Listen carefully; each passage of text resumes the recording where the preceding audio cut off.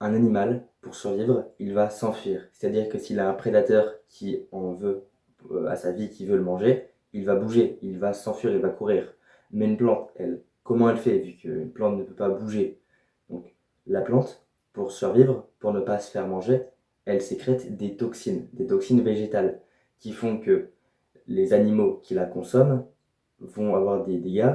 Ces toxines vont causer des dommages sur le prédateur, ce qui va faire qu'il ne voudra plus manger cette même plante. Donc ça a pour but de protéger l'espèce. En sécrétant ces toxines, la plupart des plantes évitent normalement de se faire manger. Et je dis bien normalement, vu qu'il y a des humains qui ont eu la merveilleuse idée de se dire que mettre ces plantes bourrées de toxines dans nos assiettes, c'était bon pour la santé. Et ces toxines végétales, elles sont présentes dans quasiment toutes les plantes, quasiment tout ce qui vient de sources végétales. Prenons l'exemple des épinards. C'est probablement un des pires légumes que tu peux manger. Il contient des quantités ahurissantes d'oxalate. C'est sa toxine végétale qui lui permet de se défendre et au passage de stocker le calcium. Mais bon, là, c'est pas ce qui nous intéresse. Donc, dans quasiment tous les légumes, il y a des antinutriments. C'est le nom qu'on donne aux toxines végétales. Par exemple, tu en as dans tes flocons d'avoine, que tous les gomuscules disent mangez vos flocons d'avoine, c'est bon pour la santé. Non, il y a des antinutriments qui vont juste totalement abîmer ta santé. Tout ton système digestif va être endommagé par ces antinutriments. Donc tu en as dans tes flocons d'avoine, dans tes épinards, dans tes brocolis, tes haricots verts, tes petits pois, dans tous tes légumes quasiment. Et je parle de légumes depuis tout à l'heure, vu que oui, les fruits en contiennent beaucoup moins. Enfin du moins quand ils sont mûrs. Vu que oui, le but des toxines est de protéger la plante, qu'elle ne se fasse pas manger. Sauf que dans l'évolution, le but du fruit est de se faire manger. C'est le moyen de reproduction de la plante. C'est le moyen de dispersion des graines. Donc le fruit a pour but de se faire manger. Sauf quand il n'est pas mûr. C'est là qu'il contient les toxines. Donc tu peux manger des fruits mûrs en illimité, vu qu'ils ne contiennent pas de toxines. Enfin, du moins, très peu. Il y a quand même des fruits qui en contiennent un peu plus, comme par exemple le kiwi qui contient un petit peu d'oxalate. Mais à moins que tu manges 4 kiwis par jour, ça devrait aller. Ces antinutriments, prenons l'exemple des oxalates, dont j'ai déjà parlé tout à l'heure, ils sont sous forme de cristaux.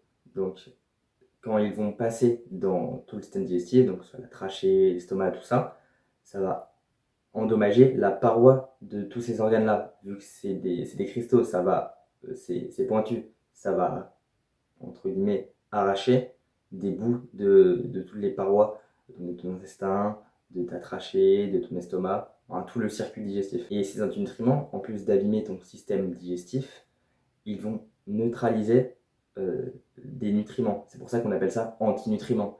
Ils vont se lier à des nutriments, par exemple à des minéraux, si c'est une toxine qui se lie aux minéraux, et empêcher son absorption, vu que le minéraux ne sera plus le même, il sera lié à un antinutriment, sa structure ne sera plus pareille, il ne sera plus assimilé.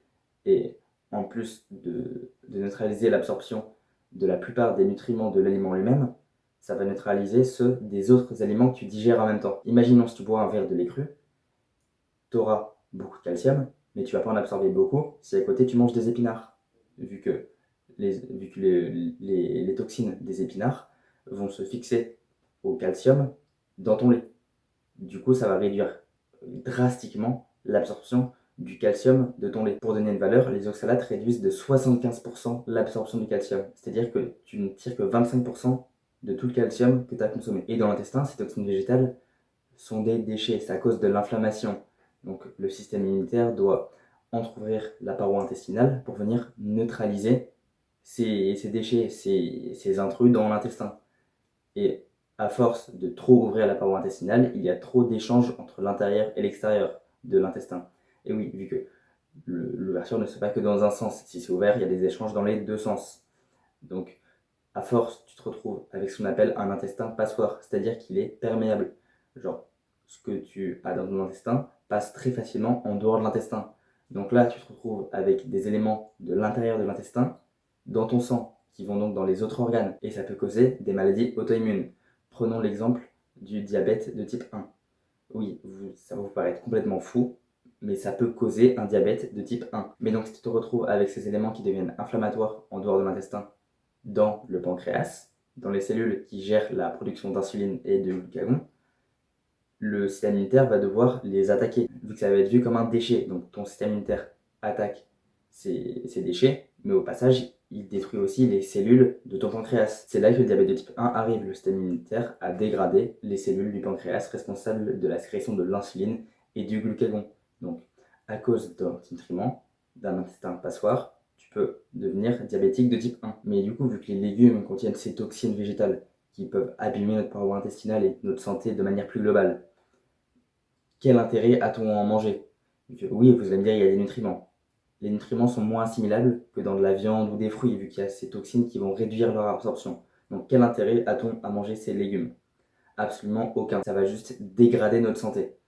Donc non, on n'a pas besoin de légumes dans notre alimentation. On n'est absolument pas carencé en nutriments si on ne consomme pas de légumes. Tu as tous les nutriments qu'il te faut avec de la viande et des fruits. C'est le régime alimentaire qu'on a eu depuis l'apparition de l'Homo sapiens. On a consommé énormément de viande, énormément de fruits, et notre espèce s'est développée jusque-là. Le cerveau a triplé de volume avec ce régime alimentaire-là. Notre système digestif est façonné sur ce régime alimentaire-là. On peut tirer tous les nutriments dont on a besoin de cette alimentation-là. Les légumes, c'est une nourriture de survie. Il faut bien se dire que nos ancêtres consommaient des légumes quand il n'y avait rien d'autre. Il y a des nutriments, mais ils sont très peu assimilables. Donc vraiment, c'est quand on n'a rien d'autre. Si on ne peut pas avoir d'autres nutriments, par exemple de la viande, des fruits ou des produits laitiers, là on peut consommer des légumes. Mais c'est vraiment en cas de dernier recours de survie, vu que ça va abîmer notre système digestif, toute notre santé, et on va pas en tirer tant de nutriments que ça. Donc du coup, on doit vraiment consommer ça en cas de survie. Et pour certains, même en cas de survie, je les consomme pas. Genre vraiment, je parle souvent des épinards, vu que c'est le pire, mais genre vraiment, les épinards, en cas de survie, je préfère ne pas manger que de manger des épinards. Alors oui, si j'ai pas mangé depuis 7 jours, oui, je vais manger des épinards. Mais vraiment, c'est la nourriture de survie de dernier recours. Et on est en très bonne santé avec une alimentation qu'on appelle ancestrale, c'est-à-dire la viande rouge, les abats. Les abats, c'est par exemple le foie, la cervelle, le cœur, tout ça. C'est extrêmement riche en nutriments qu'on ne trouve pas ailleurs. Si on prend le foie, par exemple, du foie de génisse, c'est hyper riche en plein de nutriments.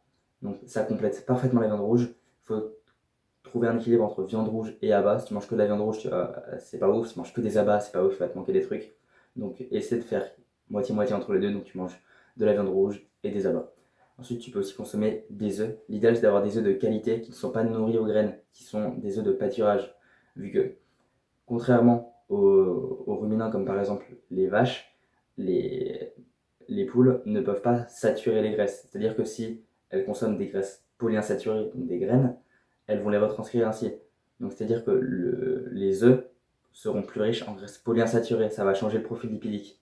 Alors qu'une poule en bonne santé, qui est élevée en pâturage, qui aura son alimentation naturelle, aura des œufs qui seront plus riches en graisses saturées qu'en graisses polyinsaturées. Et ça, c'est juste meilleur pour ta santé. Donc essaie d'avoir des œufs de la meilleure qualité possible. L'idéal, c'est de trouver un éleveur qui élève des poules en pâturage, ou à qui tu peux acheter des œufs. Mais sinon, en grande surface, c'est juste d'avoir la meilleure qualité possible. Ensuite, il y a les produits laitiers.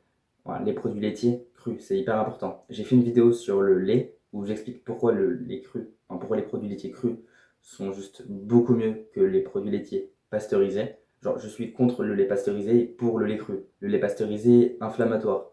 Il n'est pas correctement digestible, il cause de l'inflammation, il est néfaste à la santé, alors que le lait cru, c'est l'inverse. Il est extrêmement digestible, il te donne une abondance de nutriments et tu peux en consommer limite à volonté. Je bois 1,5 litre de lait cru par jour. Et il n'y a pas que le lait cru en lui-même, tu peux consommer des fromages au lait cru, de la crème au lait cru, tous les produits dérivés du lait cru. Et enfin, il y a les fruits. Donc, dans les fruits, c'est pour englober plus globalement les glucides, mais les sucres de qualité. Donc c'est-à-dire les fruits, le miel, le sirop d'érable, pas les sucres transformés. Vu que les sucres naturels contiennent des nutriments qui aident à leur absorption, ce qui fait qu'ils ne vont pas nourrir les mauvaises bactéries dans ton côlon. Donc tu peux consommer à volonté des fruits. Tu peux manger 1 kg de fruits par jour si tu veux, ça ne te fera aucun mal.